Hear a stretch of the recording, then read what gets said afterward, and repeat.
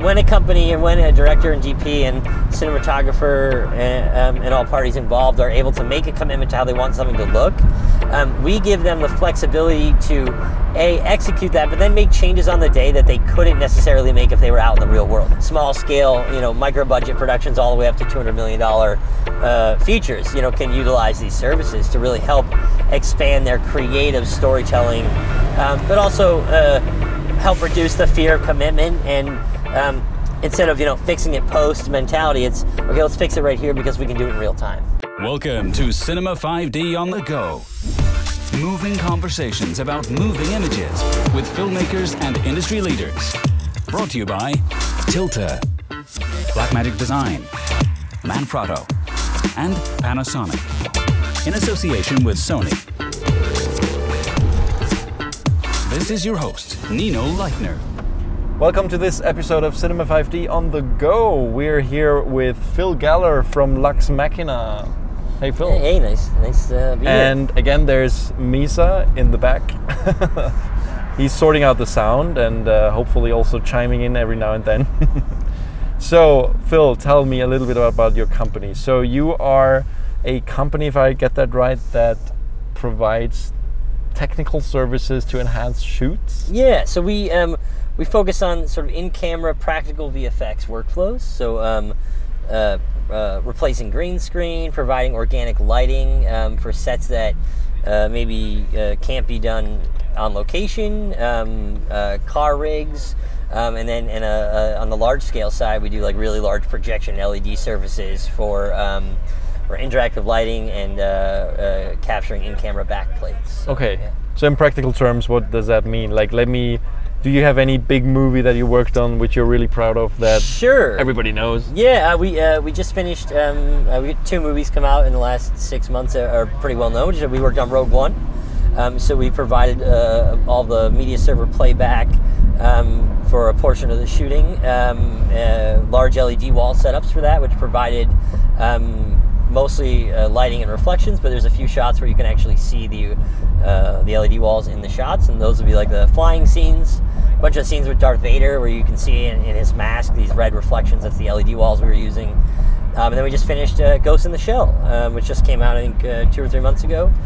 We did a bunch of driving sequences and provided a solution for the DP on that movie, and yeah, it worked out really well. So really cool. So when I think about a normal set, like where exactly would you guys just enhance the way of things are being done? Yeah, so usually we are brought in on in a way that allows us to enhance the storytelling aspects by replacing green screen elements with realistic environments. So that might mean, like, let's say you're the easiest example to give is, let's say you're shooting a car scene that's supposed to be a car chase in the mountains in Italy, but it's really expensive to get a car chase to do in the mountains in Italy. So to save a little money or a lot of money and to get this really flexible, repeatable system, we would come in and we'd set up projectors. We'd have driving plates done from the chase, and we'd play back those driving scenes in time with the car and with the action in the vehicle, so that when you captured in camera what was happening on set, it looked as if you were actually in the mountains in Italy doing this scene. So you would go there and shoot it in Italy? The plates? We might go shoot. We work directly with production to help guide them on how their B unit should do the actual shoot. Because usually, DP's got his own flavor of shooting. It doesn't make sense for us to necessarily come in and take that over. We work with usually the B units or the shooting unit that is going to do all the plates, or the VFX company who's going to do all the plates, so that it's in the style of the movie already. And that really gives us the ability to dictate not only what it should look like, but to maintain the look and feel of what the movie is without having to sort of replicate it on our own.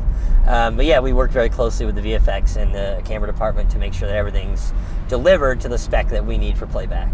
Cool. So a lot of it has to do with lighting, and I think you also have a lighting background, right? Yeah, so I actually went to school for theatrical lighting, and I sort of adapted that into this video workflow, and it's been really helpful because we so much of video on set is, or at least the video that we do, the playback that we do is is really for interactive lighting. It helps light the actors, get reflections you couldn't get any other way, or that you'd spend millions of dollars painting in VFX that nobody wants to spend the time or the money doing, and this is a way to get it without having to go through that pain.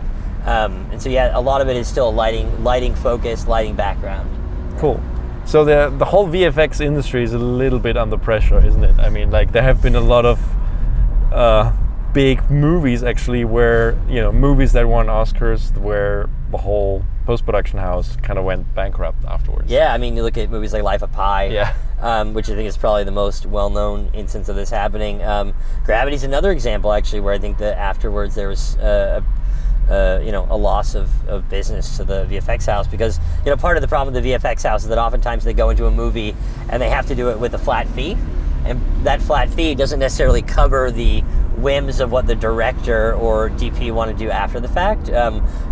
Really good example would be that we worked on Tomorrowland and did this massive set where we surrounded one of the Oracle scenes, which is where Hugh Laurie and George Clooney and Britt come up on this platform, and they're surrounded by these orange projector-style cones in the movie, and all the reflections and lighting are done.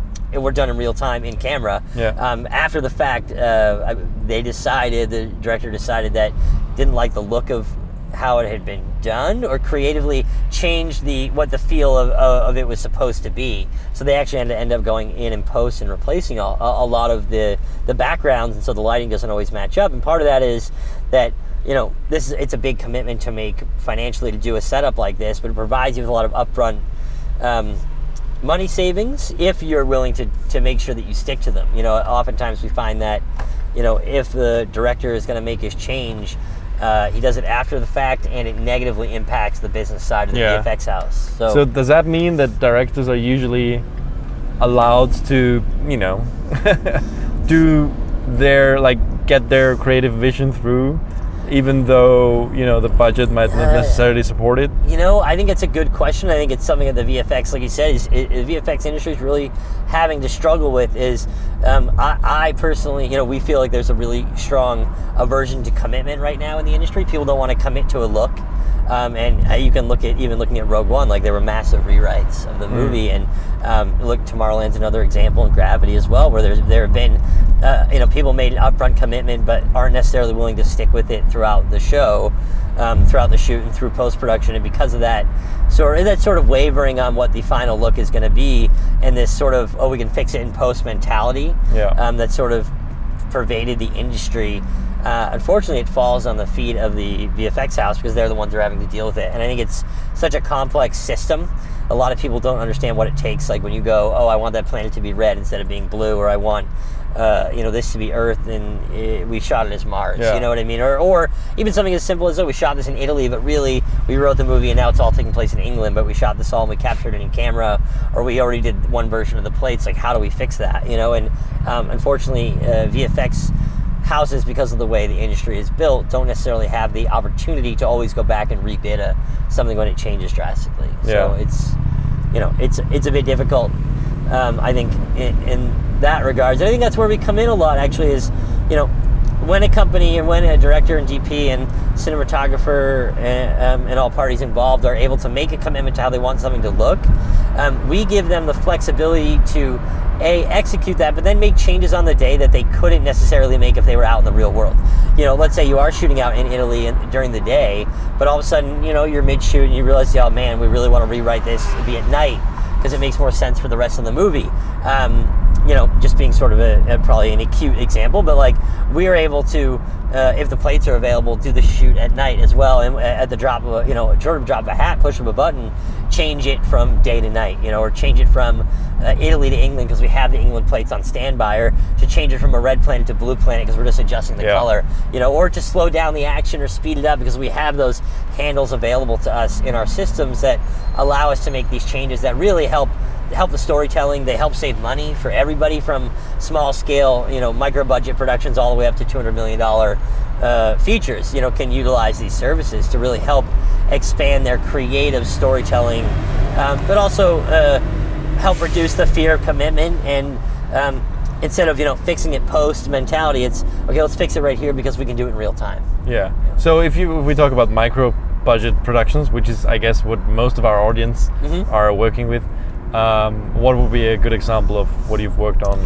I don't know if I can use a great micro budget example. We've worked on some fairly small projects. We just worked on a couple episodes of Lethal Weapon, which are not a huge budget show. Yeah. We worked on Let's Be Cops, which was a fairly small budget comedy done by Fox. Bad Moms, which was starring Mila Kunis and a handful of other fairly famous women comedians, used all this so they didn't have to take the minivan out on set. We did all but the driving plates were practical, captured in camera.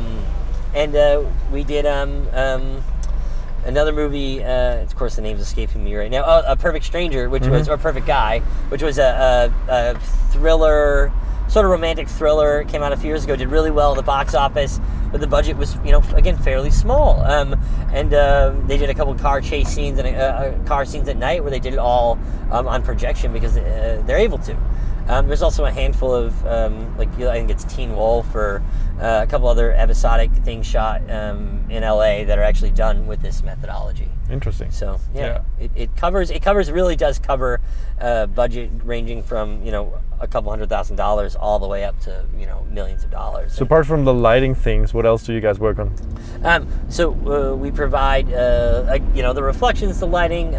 We also design the solutions for some really complex both live broadcasts but film events, so film productions. So not only are we the ones who come in and okay, we'll push the buttons and make it look right, but we'll actually design the screens, we'll design the projection systems, we'll figure out the LED solution, we'll do all the math to figure out, okay, where the projectors have to go.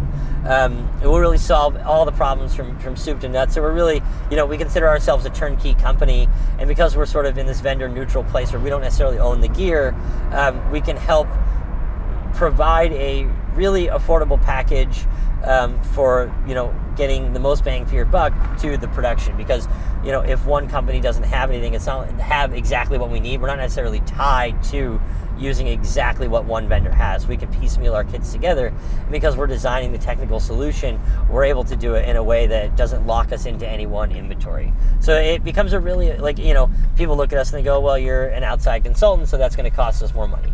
And sure, there's an upfront cost to using our services, but at the same time, at the end of the day, I'm able to provide you with a package that solves all of your problems, not just get you into another problem because a vendor doesn't have everything that you need. Yeah. So it sort of covers the gamut. If you think back, how long has your company existed now? 2013 was our first movie together. Our first movie came out. We did our first big production. I think people know us from is Oblivion. It was this Tom Cruise movie that was shot in 2010, where we did I think it was 450 feet of projection screen, 20 projectors. So that's what we're known for in the beginning, and we've sort of adapted that technology into a whole bunch of other movies. But we've been around for 5 or 6 years. So what's in your opinion one of the coolest projects you've worked on so far? I think from a live broadcast point of view, we get to work on a lot of really cool projects where we do some of the largest live broadcasts that happen. We do the American Music Awards. We help with the VMAs, and we help with the Country Music Awards. And we've done a lot of really large live broadcast projects on a pretty regular basis.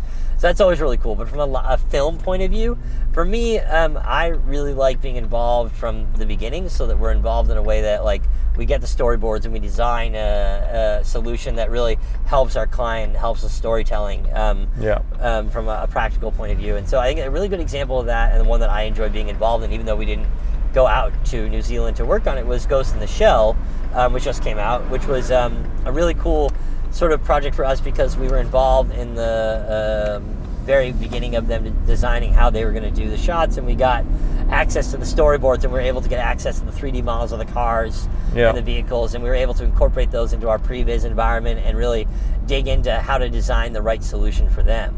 That to me was recently one of our coolest projects. We also did this commercial for the Goosebumps movie that came out a few years ago, and that was shot in VR.